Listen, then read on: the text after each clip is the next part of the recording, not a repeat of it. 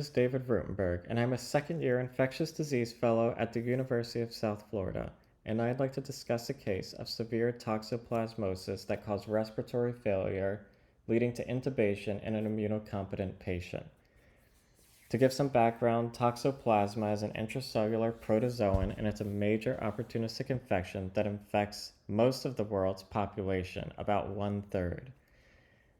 The definitive host for Toxoplasma is felines, and it can be transmitted through several routes, including ingestion of the tissue cysts from raw or undercooked meat of an infected animal, or if the soil contaminates food.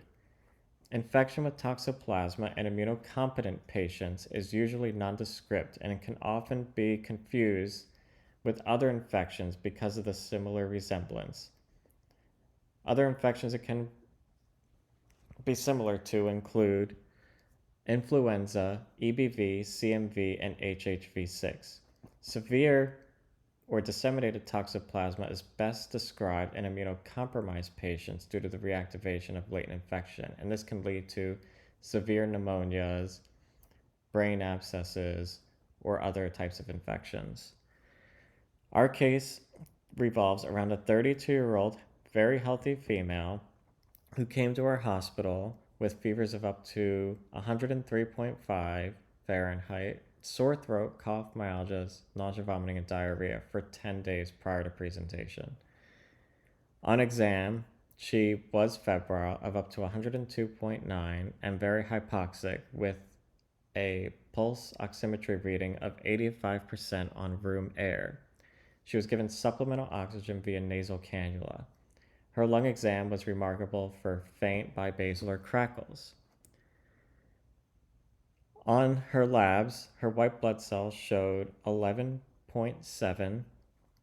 Her renal function was normal, and she had elevated liver enzymes with an AST of 252, ALT of 386, and she also had elevated inflammatory markers, including CRP and ferritin.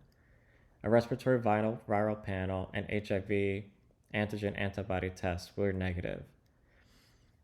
A CAT scan of the chest showed bibasilar dependent consolidation of peribronchial nodularity, and this could be seen in figure 1 in the center of the slide. She was started on empiric ceftriaxone for typical community-acquired pneumonia, but she was not improving. Further information was obtained from the patient's friend on hospital day 5, and she revealed that the patient ate venison sausage that her husband procured from a hunting trip in Alabama. Because of this, her antibiotics were brought into vancomycin, piperacillin, tazobactam, and doxycycline. Evaluation for atypical infections such as Toxoplasma were underway. After serum Toxoplasma IgM, IgG, and qualitative PCR were positive, trimethoprim sulfamethoxazole 320 milligrams every 8 hours IV was added for very high suspicion of severe disseminated toxoplasmosis. Unfortunately, she was intubated 2 days later for worsening respiratory failure. Further workup for Toxoplasma included bronchoscopic alveolar lavage, which showed very high levels of Toxoplasma DNA. Metagenomics cell-free DNA was also sent to Carius Incorporated, and this showed very high titers of Toxoplasma as well.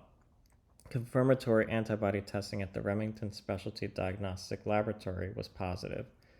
Due to the elevated liver enzymes, a liver biopsy was obtained, and this showed tachyzoids on immunohistochemical stain that could be seen in figure 2A, and clusters of epithelioid histiocytes shown in figure 2B, and these are both diagnostic for Toxoplasma. Deer meat was obtained from the patient's freezer, and the liver biopsy tissue block was sent to the Remington lab, and both of these confirmed Toxoplasma by PCR. On hospital day 9, the patient was extubated, and she remained on trimethoprim sulfamethoxazole throughout the admission. She was able to be weaned from oxygen and discharged home, and she is still currently doing very well.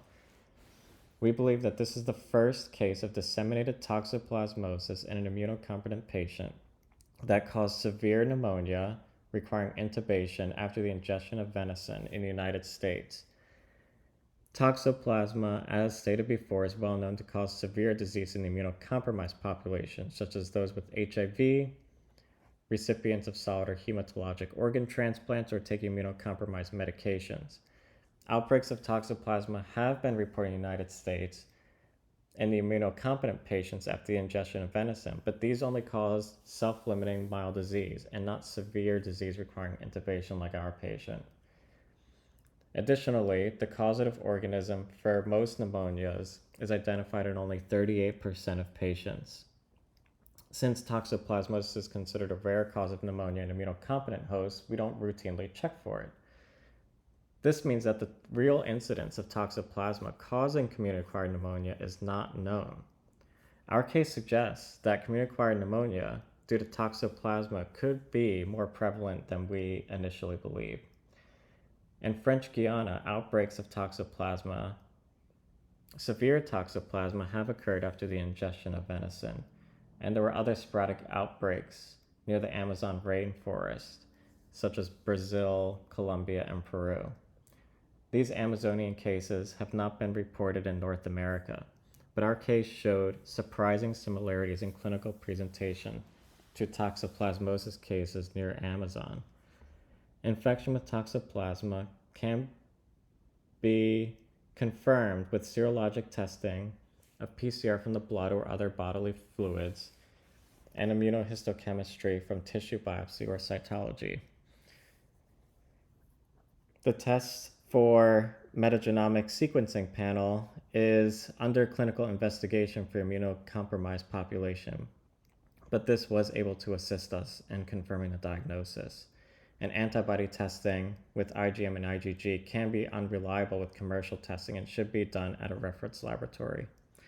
To conclude, Toxoplasma is an opportunistic parasite and causes one of the most common infections in the world, and it's best known to cause severe disease in immunocompromised and only mild self-limiting disease in immunocompetent.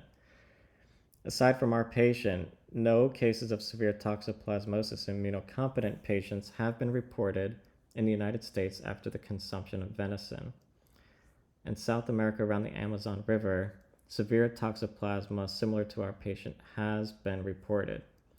We're currently pending genetic sequencing of our identified strain of Toxoplasma to determine if this could be the Amazonian strain that migrated to the United States. We recommend that clinicians have a high index of suspicion when the etiology of community-acquired pneumonia is unclear and it's not responding to conventional antibiotic therapy.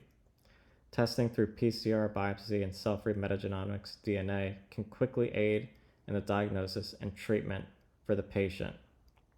And if the suspicion for toxoplasma is high, it can be empirically treated with high-dose trimethoprim sulfamethoxazole until first-line anti-toxoplasma treatment with pyrimethamine, sulfadiazine, and folinic acid becomes available. Thank you so much for taking the time to listen to my talk,